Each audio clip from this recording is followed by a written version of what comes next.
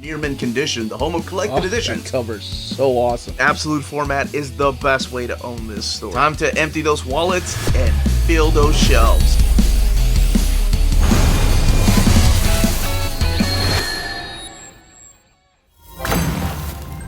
What's going on, all you minties? Uncanny Omar here from Near Mint Condition, the home of collected editions.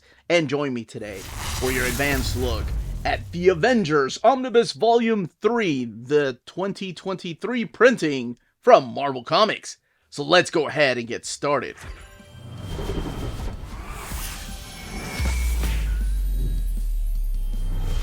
Now, before getting started, I do want to thank David Gabriel and the folks at Marvel for sending us an advanced copy of this omnibus.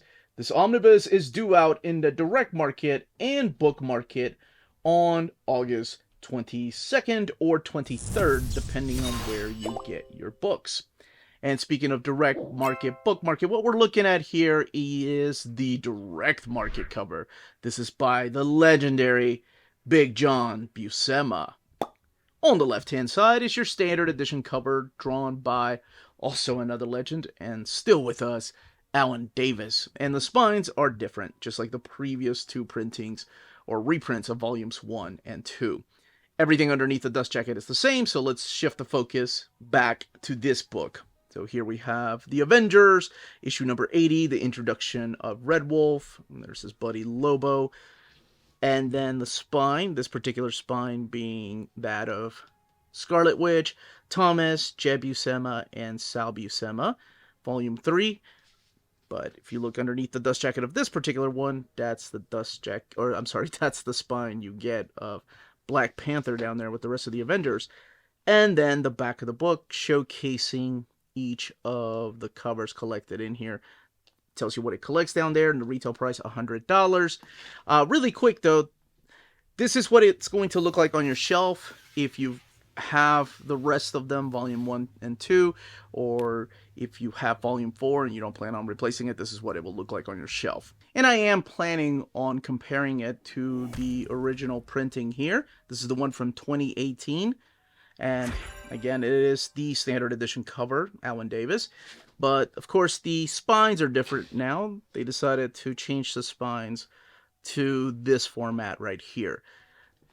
Even the back is a little different. Still the same images, just the images are bigger now than they were here. There's no longer a blurb about what's in the book. Both of these books retail for $100.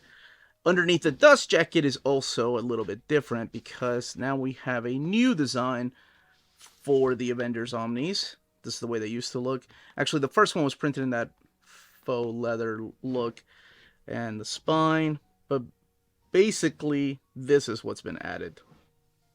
That image of the Avengers logo. And I'm sure you can tell, maybe, the original printing from 2018, this one was printed at the Donnelly printer, this one at the iMac printer, is a little bit thicker than the new printing. And that's got to do with the paper stock and also the binding.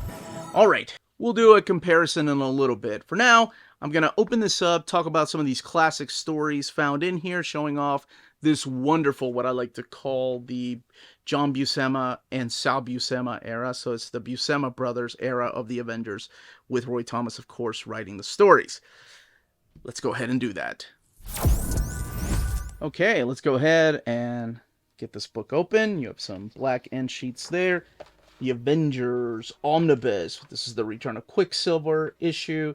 So you have Captain America, Goliath, and the Vision and Black Panther. The ever-changing cast and revolving door that is the Avengers lineup. I love it. Over here are your credits and telling you what it collects. Your pencilers, your inkers, your letterers, not letterists. And the colorists, again, some of them are uncredited, but during this particular time, we started seeing some colors, some of the colorists being credited. And this is your table of contents where you're starting with. You have not one, not two, but 3 different introductions by Roy Thomas that were originally printed in the Marvel Masterworks The Avengers, volumes 7, 8, and 9. So that's what this practically collects, the volumes of the Marvel Masterworks Avengers 7, 8, and 9. Now, what's really interesting is that this Marvel Superheroes number 17 was originally collected with the Avengers Volume 7 Marvel Masterworks. I do remember that because I had that particular, and I think I had 8 as well. So I want to say that Not Brand Ek was collected in the second, or Volume 8 rather. But for this particular omnibus, the story here with the Black Knight is saved for the end of the book. Your introduction, I always suggest people to read after you read the stories. I think even Roy Thomas does it in this one. I read this one a couple of years ago. Because I hadn't read the stories in a long time. I had these in Marvel Masterworks. I think I made it all the way to 8. Then I started buying the essentials.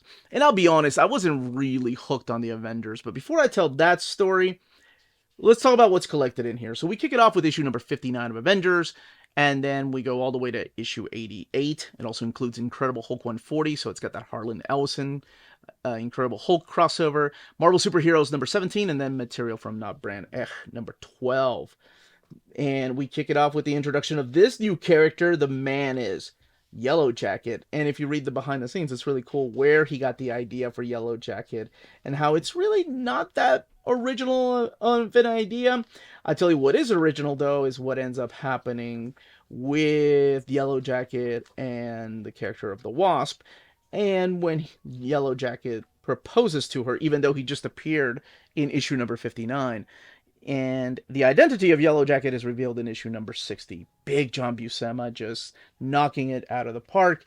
And you can't have a Marvel wedding without some party crashers. So here we have the ringmaster in the circus of crime. Because, yes, they are formidable opponents for people like the Black Panther and Captain America. But it is revealed who Yellow Jacket is, and you can find out by reading the book. I've always been a big fan of this particular splash page and the opposite splash page. So here you have Surtur and the character of Ymir from the pages of Thor. But I love this right here. I think this was John Buscema's idea, if I'm not mistaken. I haven't gone back and reread the intro by Roy Thomas. Some say the world will end in fire. Some say in ice. So awesome. And what a use of just splash pages. John Buscema, George Klein. I do remember this is during the time when I believe George Klein passed away, like unexpectedly. That's why I love reading the behind the scenes and the history of all these books. And, you know, these were people that make these wonderful stories, and we know less about them, unfortunately, because time just goes on. And as you saw, the colors are even uncredited. Sorry, I get a little nostalgic about that stuff. We have the appearance of Doctor Strange because that magazine wasn't selling, and yeah, it was a couple months before he got canceled. But we do see him appearing in his Strange persona when Roy Thomas had the bright idea of giving him a mask to make him more of a superhero. We do have the return of the Black Knight. Here we have Manape, M'Baku for the people that have seen the Black Panther movies. And it is a callback to T'Challa to come back to Wakanda and fight the Man-Ape who's trying to take over. And we have a new costume right here. This is Goliath. And Yellow Jacket now being part of the team. And this is when I believe John Buscema was pulled to go and do... what was he going to be working? I think it's Silver Surfer with Stan Lee.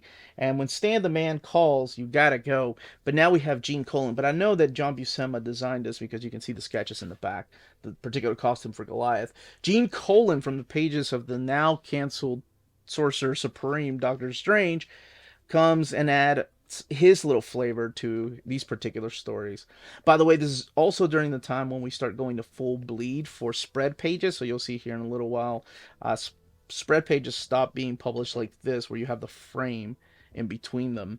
They are actually full bleed. Oh my gosh, this just that they become something like this. But I wanted to go to this particular page right here with Gene Colan's art and the Return of the Swordsman. I know a lot of people see that as wasted space right there, but to me, that just, you really focus on the action and what's happening within these 6 panels. Love this stuff.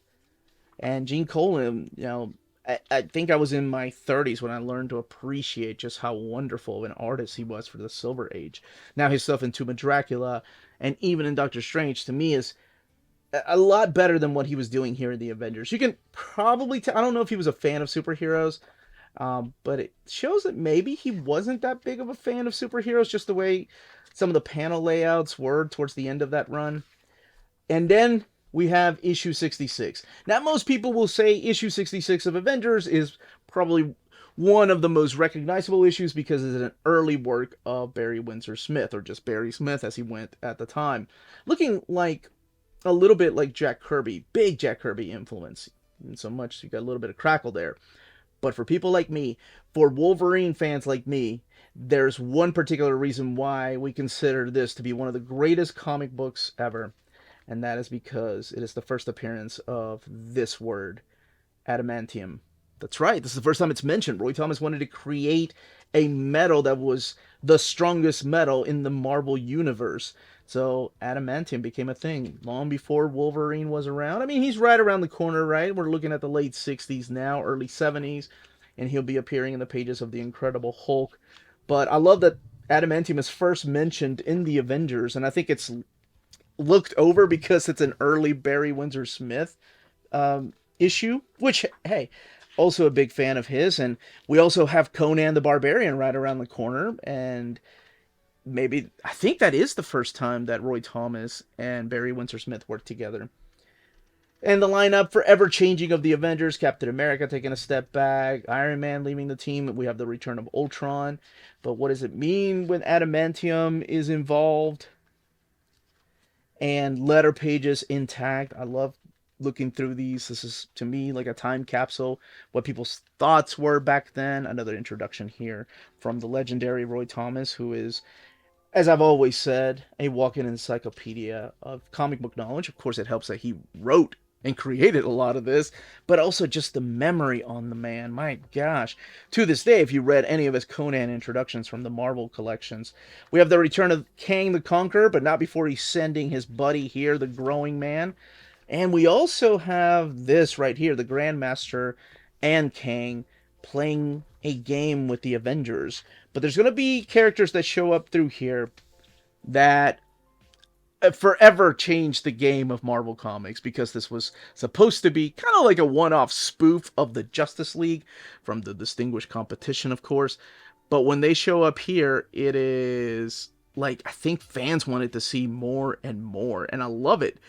Because I think they weren't expecting to see the popularity of these characters grow. So you have Dr. Spectrum, who's kind of like your Green Lantern, Hyperion, who is your Superman, you have Nighthawk, who of course is your Batman, and then you have the Wizard, who of course could have used a better name, but he's like your Flash. Now later on, when you see the return of the Squadron Sinister, you'll see more characters like Tom Thumb show up through there, because there was a demand for the characters to come back. Now, this is a team of the original 40s Invaders here, because you all know Roy Thomas loved to go back and retcon that stuff of the Golden Age, because to him, that was a much more simpler time that he missed.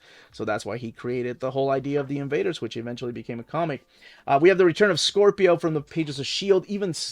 Even this reminds me of a Steranko layout, but now we have our pal Sal drawing these particular issues as his brother is moving on to other things. But his brother John, Big John, keeps coming back from time to time. And the Sons of the Serpent come back with a little bit of a twist as to who's underneath that hood this particular time. And here's the return of the Brotherhood of Evil Mutants, but mainly Scarlet Witch and Pietro, which is, of course, Quicksilver. Now, this has to be issue 75, I think. Yes, 75. So this is actually a really cool issue, because in this issue, it predates the things that happen in Conan the Barbarian, but Roy Thomas really was pushing for this sword and fantasy type of story, so he created a new character. This is Archon, the Magnificent, and I first saw him in the pages of Uncanny X-Men when George Perez cover. I love that cover of annual number 3.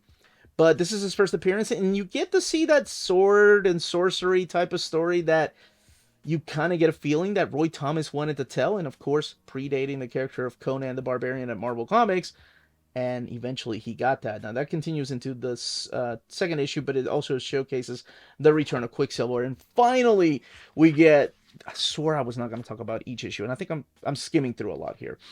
We finally get a little bit of background on the character of T'Challa, because this all leads into the origin of T'Challa with the return of the Man-Ape here, because that was another character that, for some reason, people wanted back. And that is one thing I really appreciated about the letter pages. The ideas for some of these stories and team ups and returning characters come from the letter pages, or came from the letter pages. And I love that we still do that to this day. Like, they look at forum. Well, I don't know if they look at forums much more, really. But they do look for feedback from fans, whether it's Marvel or DC. And your best ideas. I've always said that to anybody that makes YouTube content, that listen to your audience. They're the ones that you get the ideas from. They're the ones that tell you what they want to see. So you have the introduction here of Monica Lynn, who will play a bigger role in Don McGregor's run of Black Panther.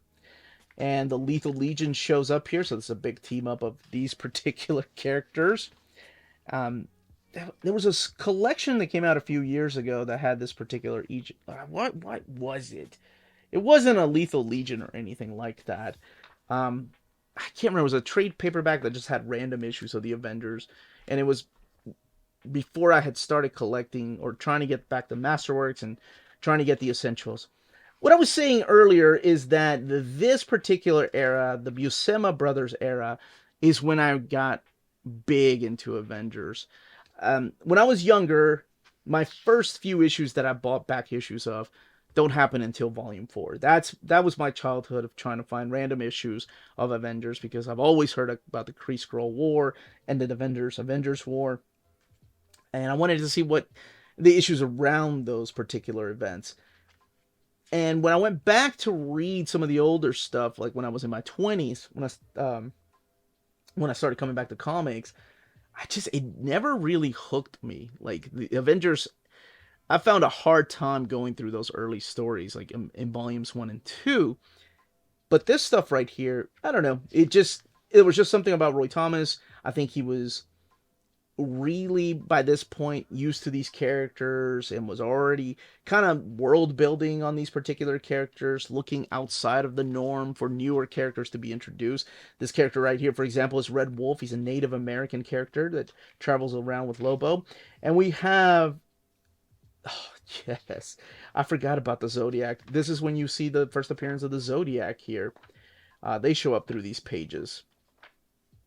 And Red Wolf ends up joining the team along with Lobo, because he's not behind. You get classic Avengers Assemble issue right there to team up with Daredevil, but I think that was a continuation from something that happened in the pages of Daredevil with the Black Panther teaming up. You have the first appearance of Valkyrie. Maybe.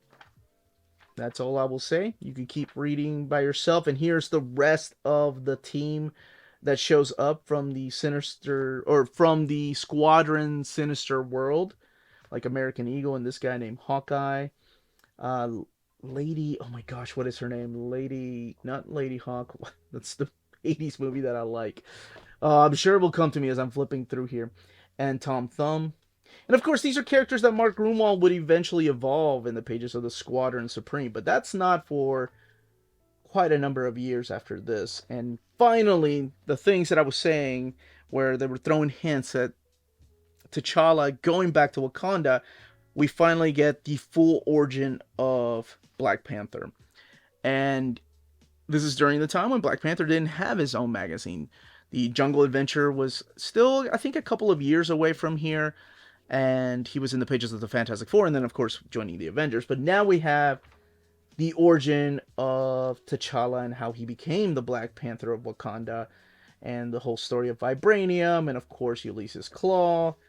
But it's all in there. This is the crossover right here with the Incredible Hulk, the plot written by Harlan Ellison, one of my favorite writers. Oh my gosh, I think he passed away. Very strongly opinionated. But I love that guy. He's like an angry old man. But he'd been an angry old man for a long time. But I loved his writing. And yeah, this is the story by him. Of course, the adaptation by Roy Thomas. Herb Trimpe doing the art for the Incredible Hulk. Of course, he stayed on the Incredible Hulk for a while. But over on the Avengers side, it was Sal Buscema doing the art. Jarella showing up. And this is the Marvel Superheroes Black Knight story. And they had more stories with this particular character in mind. However, the magazine ended up getting canceled. But Avengers kind of rescued him. He went over to the side of the Angels and joined the Avengers for a while. That's Dane Whitman. And that's the, let's go back here, Not Bran Ech. So if you're a fan of Not Bran Ech, that particular issue is in here, just the Avengers. Lady freaking Lark. That was the character's name from the Squadron Sinister, or Squadron Supreme. Lady Lark. I knew how to remember. Old brain, still ticking. All right, here we have covers to the Avengers Annual number 3, which just reprints Avengers number 4. And then the cover to Avengers Annual number 4, which reprints the Avengers 5 and 6. That's what they would do to have that extra issue back then every year. And then they didn't have to really create new material. They just reprinted stuff in case you missed it. That was long, long before the age of collected editions. Here's the original art by Gene Colan and George Klein of Avengers number 63. And the unused cover to Avengers number 66. That is a Barry Windsor Smith. Yeah, Barry Windsor Smith and Sid Shores. And original art right here from Sal Buscema and Sam Granger. Tom Palmer. He's another legend that passed away, I think, last year.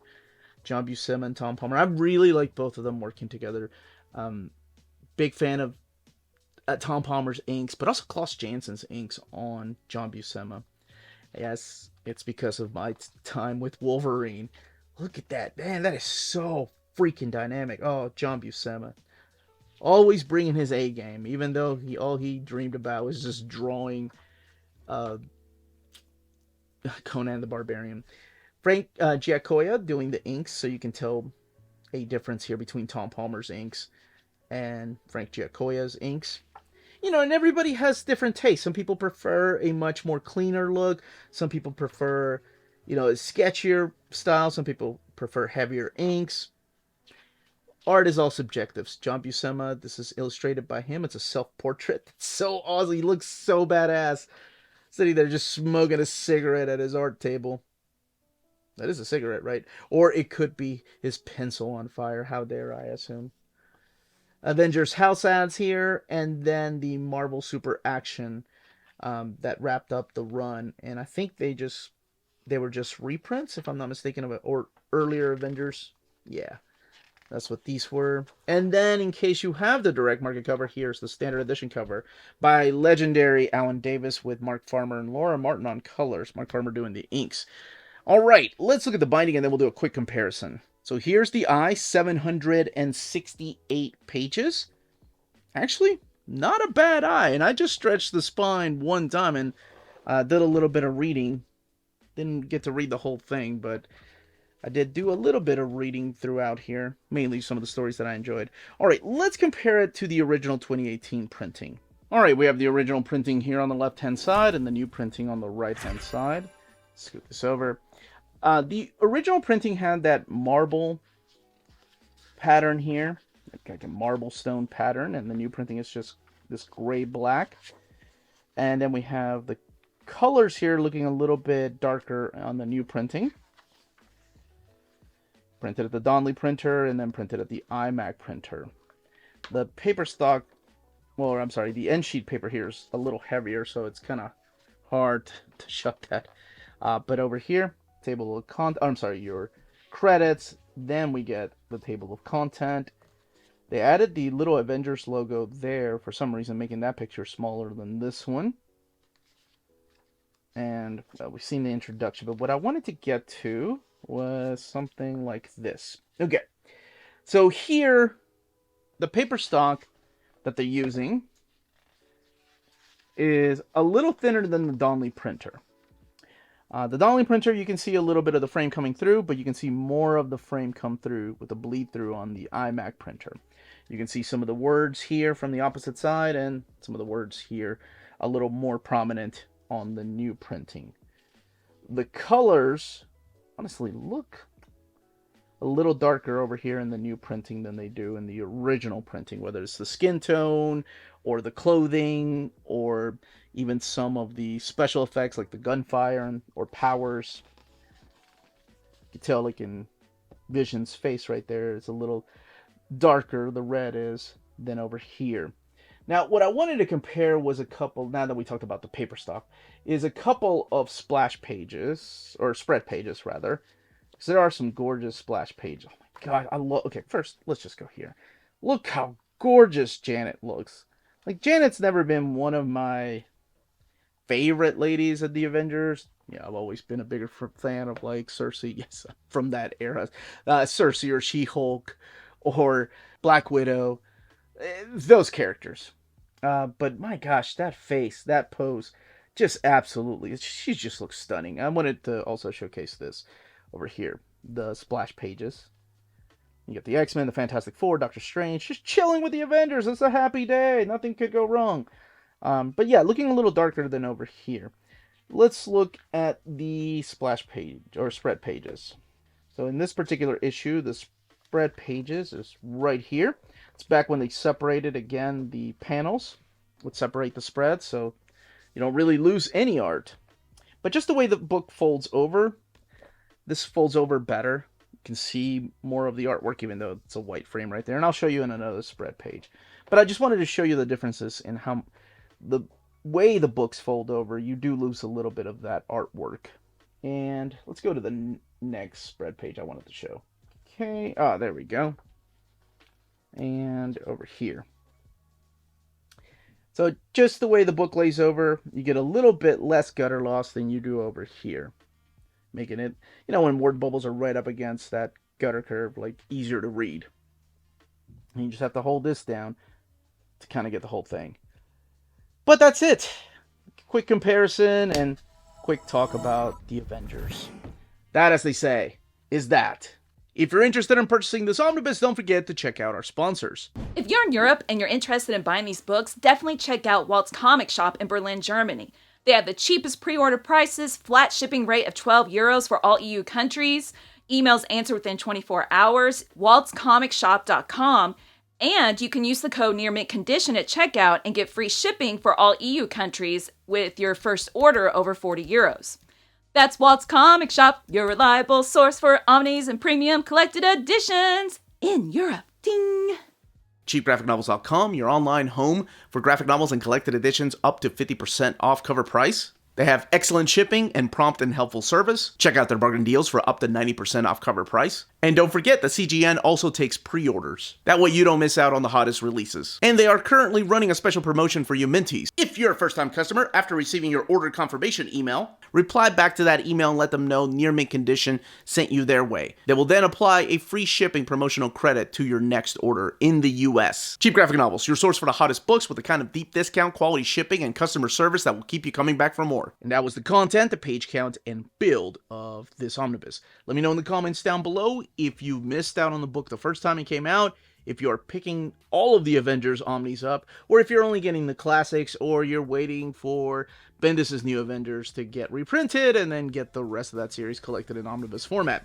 I would love to know all those answers down below. If you have any questions yourself, leave them down below in the comment section. Check out our Patreon and Spread Shop. Amazing ways to support the channel if you can do so. Everyone stay healthy and safe out there. Much love.